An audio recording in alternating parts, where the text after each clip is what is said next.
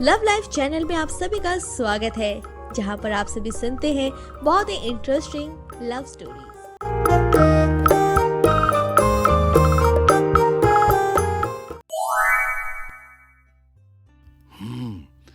लगता है ये पराग के कमरे का पिछला हिस्सा है। ओ हाँ, वो रही खिड़की। लेकिन खिड़की से अंदर कैसे जाऊं? एक मिनट, यहाँ इतने सारे लंबे लंबे पेड़ हैं तो सीढ़ी भी आसपास होनी चाहिए।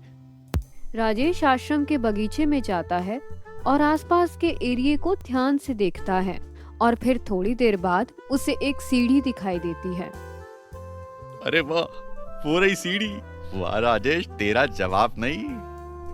राजेश सीढ़ी को उठाता है और सीधे पराग के कमरे के नीचे चला जाता है और फिर सीढ़ी के सहारे खिड़की के जरिए कमरे के अंदर घुस जाता है और देखता है वहाँ दूसरे मरीजों के साथ पराग भी ध्यान कर रहा है। तो इसलिए मुझे अंदर आने से रोका जा रहा था, पर हमें कौन रोक सकता है? राजेश दबे पांव पराग के पास जाता है और उसे ध्यान से उठाता है। राजेश, अबे क्या कर रहा है? धीरे बोल, धीरे। राजेश, तू अंदर कैसे आया? पराग, वो सब छोड़, मैं क्या कह रहा हूं वो ध्यान से सुन।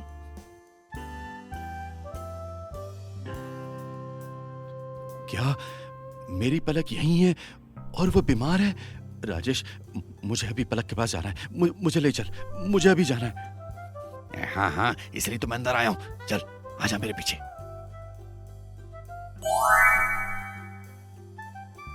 राजेश, तू सही बोल रहा है ना? कहीं तू मुझसे मजाक तो नहीं कर रहा है?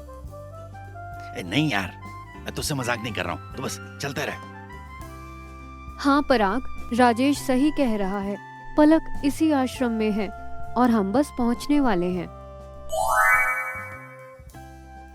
पराग, यही है पलक। पराग धीरे धीरे दरवाजे की ओर बढ़ता है और फिर खिड़की से अंदर देखता है कि पलक बिस्तर पर लेटी हुई है।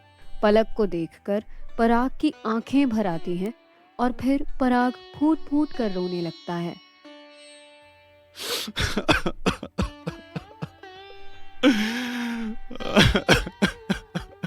पलक, पलक।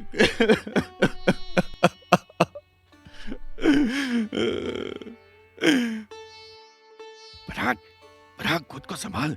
देख, अभी तुझे हिम्मत से काम लेना होगा। तुझे ही पलक को संभालना है। जिसे देखने के लिए मेरी रूह कब से तरस रही थी, उसे आज इस हालत में देख के मैं खुद को कैसे संभाल सकता हूँ? राजेश, मैं पलक को इस हालत में नहीं देख सकता। नहीं देख सकता। पराग, खुद को संभालो। देखो, अब तुम ही आखिरी उम्मीद हो, इसलिए तुम्हें हर हाल में खुद को संभालना होगा। और मुझे पता है तुम बहुत हिम्मत वाले हो।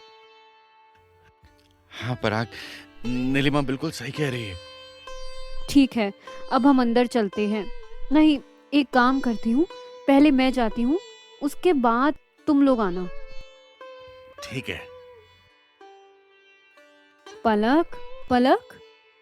ओह नीलिमा, कहाँ थी नीलिमा? वो सब बाद में, जरा देखो तो कौन आया है।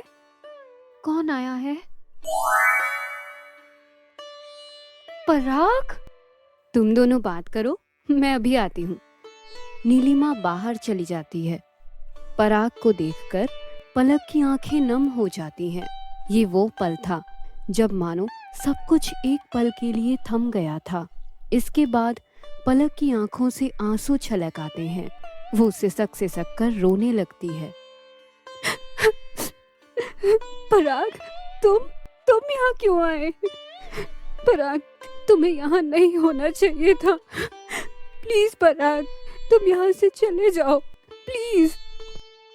मैंने तुम्हें एक बार जाने दिया था, लेकिन इस बार तो मौत भी तुम्हें मुझसे दूर नहीं कर सकती। पराग, अब और कुछ नहीं, मैं सब कुछ ठीक कर दूंगा, सब। पराग। कुछ दिन बीत चुके थे। पलक को वापस पाकर पराग बिल्कुल ठीक हो गया था, लेकिन उसे अंदर ही अंदर पलक की चिंता सताए जा रही थी, जिसकी वजह से उसे रात रात भर नींद नहीं आती थी। वो रह रहकर बस पलक के बारे में सोचता था। अरे पराग, तू यहाँ बैठा और मैं तुझे कहाँ कहाँ नहीं ढूंढ रहा था। क्या हुआ पराग, सब ठीक है? हाँ, ठीक ही तो नहीं है। अजीब सिलसिला है जिंदगी का। जो चाहते हो वो मिलता नहीं, और जो नहीं चाहते वो जरूरत से ज्यादा मिलता है। बता सकता है राजेश, ऐसा क्यों होता है? पराग, इसी का नाम तो जिंदगी है। मैं जानता हूं तुझे पलक की चिंता सताई जा रही है, पर यार हमारे हाथ में तो सब कुछ नहीं होता ना। क्यों नहीं होता है? ये जिंदगी हमारी, इसे जीने वाले हम, और हमारे हाथ में कुछ नहीं होता है। आखिर ऐसा क्यों होता है? क्यों हम अपनी जिंदगी को अपने हिसाब से ढाल नहीं सकते? क्यों हमें बार बार ये याद दिलाया जाता है कि हमारे हाथ में कुछ नहीं है? मैं ये नहीं मानता। पलक को जीना होगा, उसे मेरे लिए जीना होगा। समझा तू? उसे मेरे लिए जीना होगा। पराग, पराग, अपने आप को संभाल। देख, गुरुजी पूरी कोशिश कर रहे हैं, लेकिन ऐसे समय में हमें भी हिम्मत रखनी होगी और पलक को भी हिम्मत देनी होगी। गुरुजी ने कहा है कि विश्वास से चमत्कार संभव है। तूने ठीक कहा। मैं हार नहीं मानूंगा और ना ही पलक को हार मानने दूंगा। मुझे अभी पलक से बात करनी होगी। हाँ, अभी बात करनी होगी।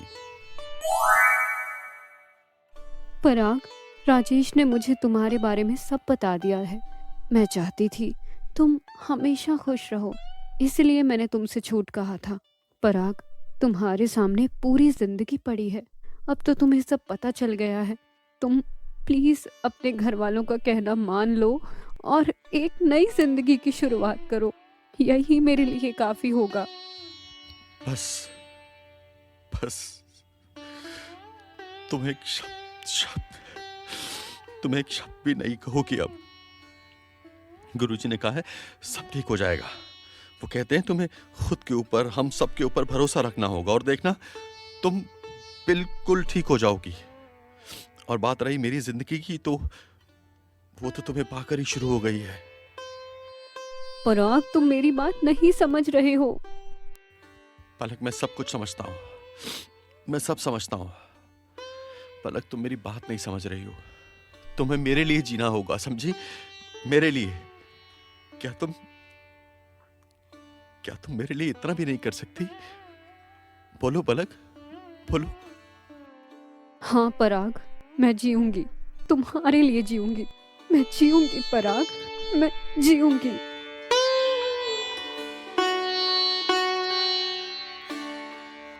तो क्या पलक ठीक हो गई? बोलिए ना अंकल, उसके बाद क्या हुआ? अंकल, क्या हुआ? कहीं पलक? भरोसा, हम अपने प्यार पर भरोसा था और जिंदगी ने हमें एक और मौका दिया। भरोसे से चमत्कार होते सुना तो था, लेकिन हमारे साथ चमत्कार हुआ था। पलक धीरे धीरे ठीक होने लगी और फिर हमने शादी कर ली। अरे वाह, ये हुई ना बात। सच में अंकल, अगर प्यार सच्चा हो तो फिर कुछ भी असंभव नहीं है। हाँ, और भरोसा हो तो कुछ भी हो सकता है। अंकल, अभी पलक, मतलब हमारी आंटी कहाँ है? हमें भी उनसे मिलना है। हाँ हाँ अंकल, हमें भी मिलना है। तब तो तुम लोगों को उसी आश्रम में जाना होगा, क्योंकि पलक अब उसी आश्रम में गुरुजी के साथ रहकर किसी के प्यार तो किसी के भरोसे को टूटने से बचाने की कोशिश करती है। चलो अब मैं चलता हूँ, लेकिन जाने से पहले एक बात कहना चाहता हूँ। जिंदगी ने मुझे और पलक को दोबारा मौका दिया था, लेकिन हर किसी को दोबारा मौका नहीं मिलता है। इसलिए आपस की बातें प्यार से सुलझाओ।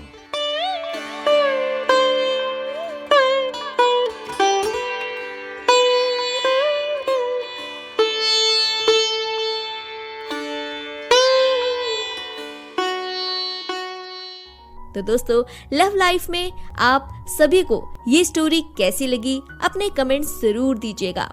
इसी के साथ मिलते हैं अगली स्टोरी में। अगर आप सभी ने ये चैनल सब्सक्राइब, लाइक, शेयर नहीं किया है तो जल्दी से सब्सक्राइब कर दीजिए और इस स्टोरी को बहुत ज्यादा शेयर कीजिए। इसी के साथ मिलते हैं अगली स्टोरी में।